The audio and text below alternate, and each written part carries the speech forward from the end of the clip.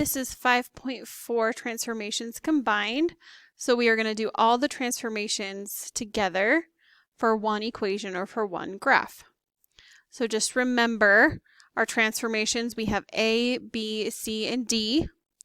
So A can be a reflection or a vertical stretch or shrink. B will also be a reflection or a horizontal stretch or shrink. C is your horizontal shift right or left, and D is your vertical shift up and down. For this first example, you'll notice that it's done for you. So we have the equation, and then you're going to name the parent function, which is square root of x.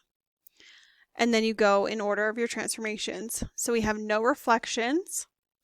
We have a vertical stretch in the y direction by 2, a horizontal shift left, and vertical shift up 3.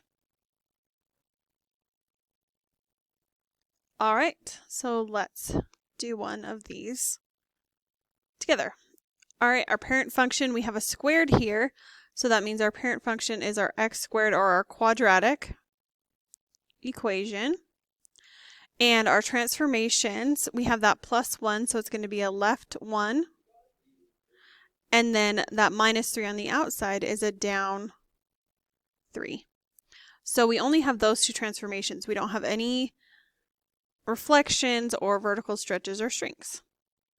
All right, left 1, down 3 is going to move us here. And then to graph it, remember you can make a table or just move your points. So if we had that 0.11, left 1, down 3, so 1, 2, 3, we should be at 0, negative 2. So if we put in a 0, so 0 plus 1 squared minus 3 would be 1 minus 3, which is negative 2. So that puts us there. And then at negative 2, we're at the same point, so we should be at negative 2, negative 2. Because remember, those points repeat on either side. And then our negative 1, negative 3 was our center. So you can do another point here. So if we do negative 3, so you have negative 3 plus 1 squared minus 3. So that's going to be negative 2 squared, which is 4 minus 3, which is positive 1. And then the other side is also going to be 1. So 1, 1. And then our other points are going to be kind of off our graph. So that's what our graph would look like. All right, next one. So we have a square root symbol. So that means it's going to be f of x equals square root of x, or our square root function. And then we start with our transformations. So we have that 2 on the outside. So it's a vertical stretch by 2. So that means we're multiplying all our y values by 2. And then nothing inside with x. And then that outside negative 1 is going to be a down 1. So we don't move right or left, so we stay at 0. So at 0, we're going to be at negative 1. So if you make your table, so 0, negative 1. Or you can just move kind of all your points down 1, but then we remember we have that stretch, so we have to multiply by 2. So if we do 1, and then remember we only want positive values here because we can't square root that negative. So if we put in a 1, 2 square root of 1 minus 1, so 2 minus 1 is 1.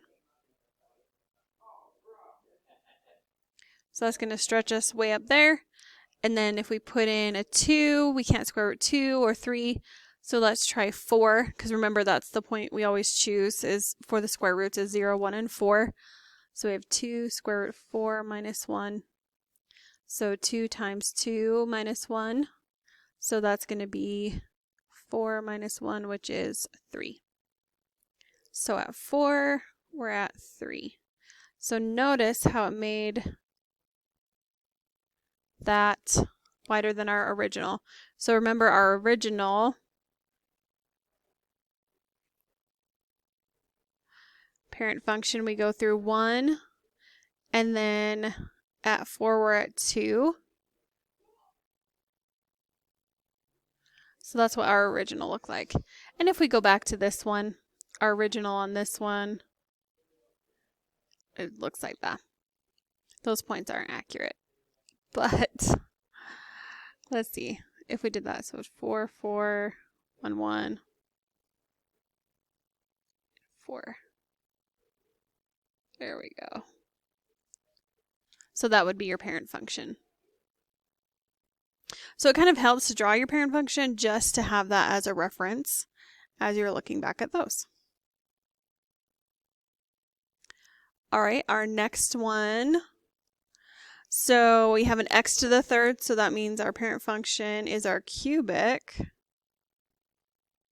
polynomial. And our transformations, we have a negative out front, so that's a reflect on x-axis. Then that 2 is going to be a vertical stretch by 2. And then that minus 2, we don't have any parentheses, is going to be a down 2. So we're going to stay on that y-axis, but we're going to go down 2. And our points are going to be going this other direction because we have that reflect. So remember, our parent function should look like this. But we have that reflect, so it's going to move those points and reflect them across. And we're also going to stretch them. So at 0, we're at negative 2. And then at 1, so we have negative 2 times 1 to the third minus 2, which would be negative 2 minus 2, which is negative 4. So at 1, we're at negative 4. See how we flipped? And then negative 1. So we have negative 2 times negative 1 minus 2. So that's going to be 2 minus 2, which is 0. And then the other ones, sorry about that, end of the day. So that's going to be an x-intercept. But see how it moved our points kind of farther away from each other. It kind of always looks the same with the cubics. They don't really change much in shape. All right, next one, our parent function. We have those lines, so that's absolute value of x. And it's going to be our v-shaped function. We have a negative in front, so that's going to be another reflect on x-axis. That 1/2 is going to be a shrink, so vertical shrink by 1/2, so it's going to flatten our graph out. And then now we do have something inside with x, so that's going to be a right by 3, because remember, it's opposite. And then that plus 2 on the outside is going to be an up 2. So you always do your rights and lefts and up and downs as you're moving your point. So right 3, up 2. But then remember that reflection, so that means we're going to be pointing down for these. So let's do our parent function.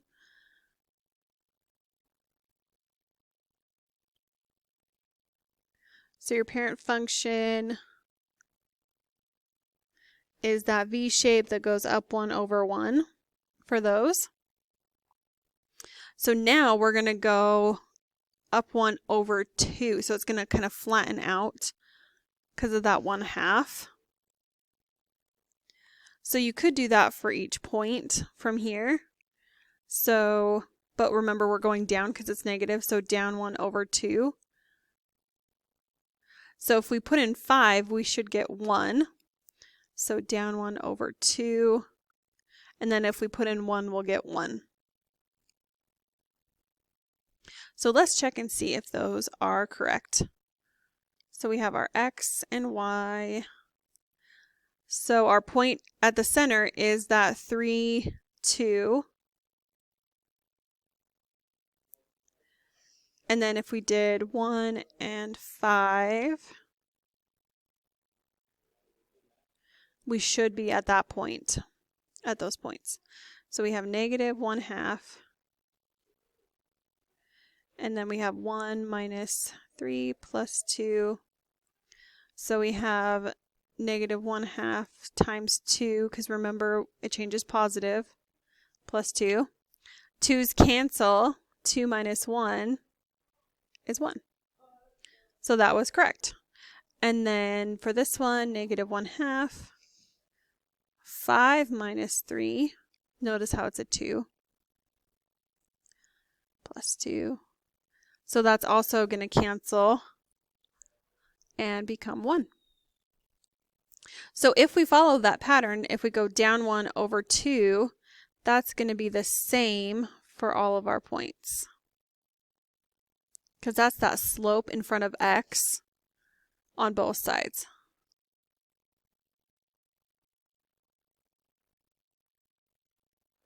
See, it flattened those lines out. All right, next one.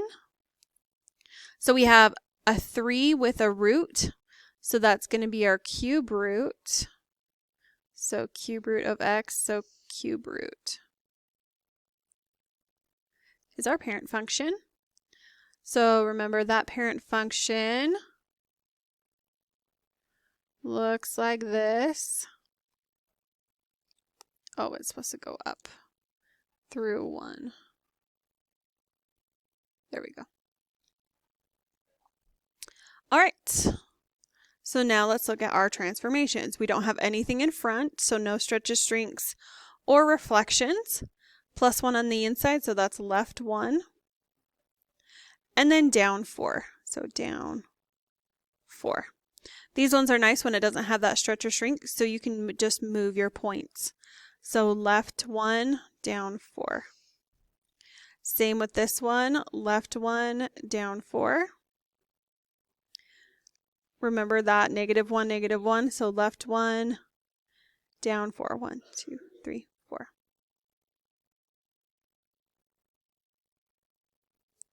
So, and then you just copy that same shape.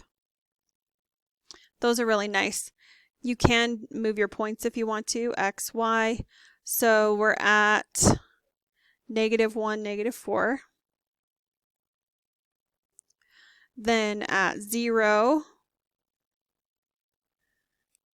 if we do 0, so third root of 1 minus 4, which makes negative 3. And then negative 2 makes a negative 1, because negative 2 plus 1 is negative 1 minus 4. That's going to make negative 5, which was our point that we moved. So you can do it by the points themselves, or make a table and look at those points separately. All right, the next part of your assignment and your notes is writing an equation based off of the parent function and the given transformations. So we have our given equation is square root of x. We have a vertical stretch by 5, so that's our a value. So remember, it's going to be a, f, x minus, oh, we have a b in there, bx minus c plus d. All right, reflect across the x-axis, so that's going to be a negative a. And then shift right 2, that's going to be your c value of 2. So let's apply that. So now we have g of x, because that's our new equation, a negative a, so negative 5 square root. And then we have a c value, we don't have a b, so it's just x minus 2, and then that's it. All right, next one is x to the third, so vertical shrink by 1/2, so that's your a value. Shift up 4, that's your D value, and left one is your C value. So g of x equals, and it's an x to the third, so we're going to do that 1/2 out front. Then if we have anything with x, remember we need parentheses, and then it's going to be x plus 1, because remember left one is going to be a negative c, and then plus d, so plus 4. I don't know what happened there, sorry. So plus 4.